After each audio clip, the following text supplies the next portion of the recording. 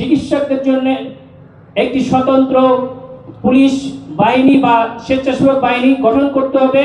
আমরা যদি দেখি ৭১ থেকে শুরু করে প্রত্যেকটি গণজাগরণে চিকিৎসকদের সামনের সারির ভূমিকা সবসময়ই ছিল। একটি গণ আন্দোলন তখনই হয় যেই আন্দোলনে শিক্ষক, চিকিৎসক, ছাত্র, সাধারণ এবং সচেতন নাগরিক সমাজ নির্বিঘ্নে স্বচালিতভাবে ময়দানে চলে আসে। জুলাই আন্দোলন ছিল তেমনই একটি স্বতঃস্ফূর্ত আন্দোলন।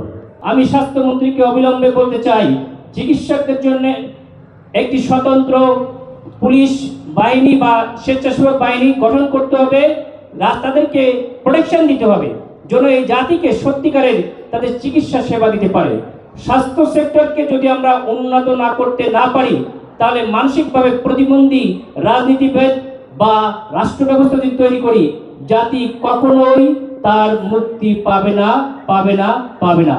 একটি সুস্থ সুন্দর জাতির জন্য একটি সুন্দর স্বাস্থ্য ব্যবস্থা অত্যাবশ্যকীয়।